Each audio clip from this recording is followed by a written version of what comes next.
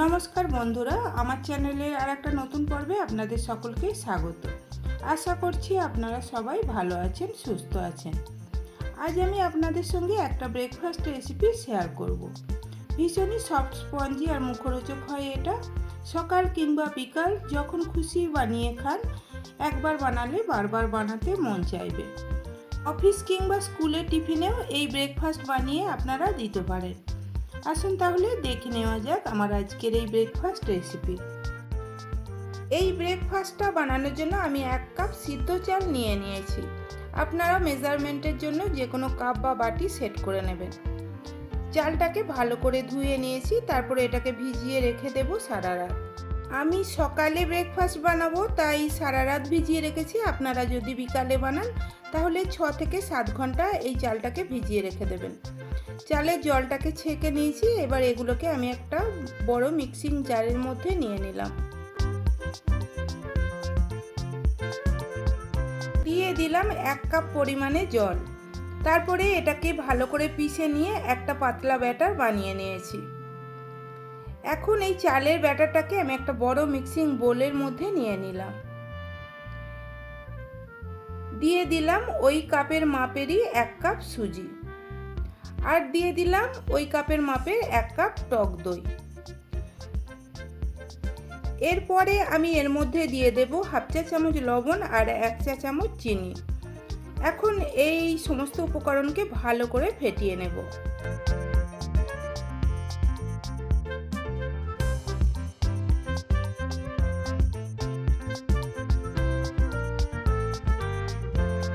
মোটামুটি 2 থেকে 3 মিনিট এটাকে ফেটিয়ে নেওয়ার পর এবার ঢাকা দিয়ে এটাকে রেখে দেব 15 মিনিট, যাতে সুজিটা ফুলে যায়।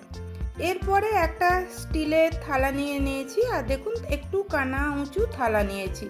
থালাটায় একটু তেল ব্রাশ করে দিলাম।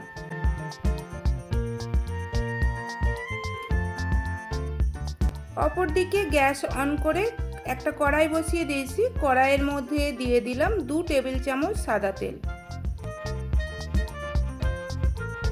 তেল গরম হয়ে গেলে দিয়ে দিলাম 1 চা চামচ কালো সর্ষে। সর্ষেটাকে কয়েক সেকেন্ড ভেজে নেওয়ার পর আমি এর মধ্যে দিয়ে দিলাম কিছু কারি পাতা। কারি পাতা দেওয়ার পর আবারও কিছুক্ষণ নাড়াচাড়া করে নেওয়ার পর এর থেকে একটা সুন্দর মিষ্টি গন্ধ বের হলে আমি দিয়ে দেব 5 থেকে 6টা কাঁচা লঙ্কা কুচি। আপনারা ঝালটা আপনাদের টেস্ট অনুযায়ী কম বেশি করে নেবেন, কেননা বাচ্চারা ঝাল পছন্দ করে না, সেই বুঝেই আপনারা কাঁচা লঙ্কাটা দেবেন। কাঁচা লঙ্কা দেওয়ার পর আবারও কয়েক সেকেন্ড ভেজে নেওয়ার পর আমি গ্যাসটাকে অফ করে দিলাম। এখন এই ফোড়নটাকে আমি যে চাল, সুজি আর দইয়ের ব্যাটারটা বানিয়ে রেখেছিলাম তার মধ্যে দিয়ে দিলাম, আর দিয়ে দিলাম 1 চা চামচ গ্রেট করা আদা। এখন সব কিছুকে আবারও ভালো করে ব্যাটারটার সঙ্গে মিশিয়ে নেওয়ার পর ঢাকা দিয়ে রেখে দিলাম 5 মিনিট। অপর দিকে গ্যাস অন করে আবারও একটা কড়াই বসিয়ে দিয়েছি। কড়াইয়ের মধ্যে দিয়ে দিলাম বেশ কিছুটা জল, আর জলের মধ্যে একটা স্টিলের স্ট্যান্ড বসিয়ে দিলাম। অপর দিকে ব্যাটারটাও দেখুন অনেকটা ঘন হয়ে গেছে। আমি এর মধ্যে সামান্য একটু জল অ্যাড করব, কেননা এই ব্রেকফাস্টের জন্য একটা মিডিয়াম ঘনত্বের ব্যাটার প্রয়োজন। জলটা দেওয়ার পর ভালো করে ব্যাটারটার সঙ্গে মিশিয়ে নিলাম। আমি 1 টেবিল চামচ মতো জল এর মধ্যে অ্যাড করেছি।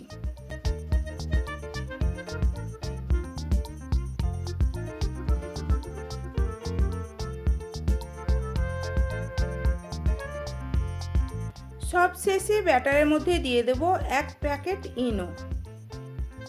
ইনোটাকেও ভালো করে ব্যাটারটার সঙ্গে মিশিয়ে নেওয়ার পর এইবার এই ব্যাটারটাকে আমি যে থালাটা আগে থেকে রেডি করে রেখেছিলাম সেই থালার মধ্যে ঢেলে দিলাম।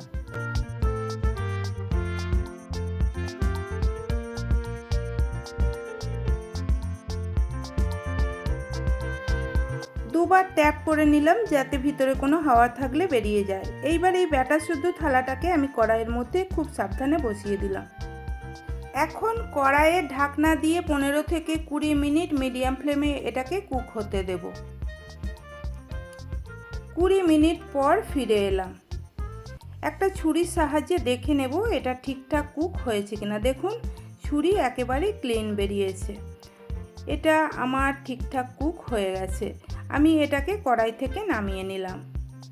তারপরে কিছুক্ষণ ঠান্ডা করে নেওয়ার পর এটাকে আমি চৌকো চৌকো করে কেটে নেব।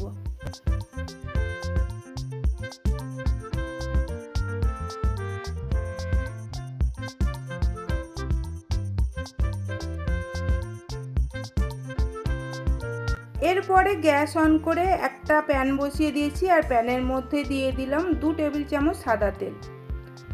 তেল গরম হয়ে গেলে দিয়ে দিলাম 1 চা চামচ কালো সর্ষে। সর্ষেটাকে কয়েক সেকেন্ড ভেজে নেওয়ার পর সর্ষে থেকে একটা সুন্দর গন্ধ বের হলে যে ব্রেকফাস্টটা আমি বানিয়ে নিয়েছিলাম সেইটাকে এই প্যানের মধ্যে দিয়ে দিলাম 1/2 চা চামচ কাশ্মীরি লঙ্কা গুঁড়ো। কাশ্মীরি লঙ্কা গুঁড়োয় ঝাল হয় না, শুধুমাত্র সুন্দর একটা কালার আসে। এখন গ্যাসের ফ্লেমটাকে মিডিয়ামে রেখে এগুলোকে 1 থেকে 2 মিনিট ভেজে নেব।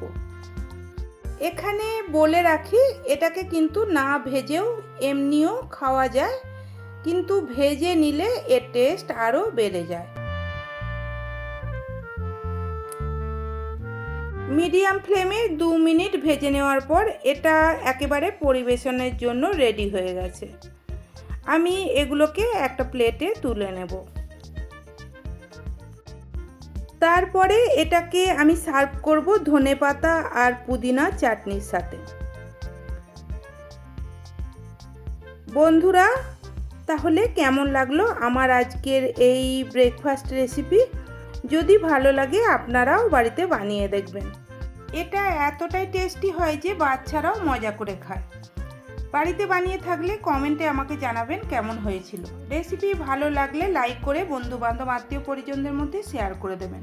আর আমার চ্যানেলটা প্লিজ সাবস্ক্রাইব করে দিয়ে পাশে থাকা বেল নোটিফিকেশান অল করে রাখবেন। সবাই ভালো থাকবেন, সুস্থ থাকবেন। ধন্যবাদ।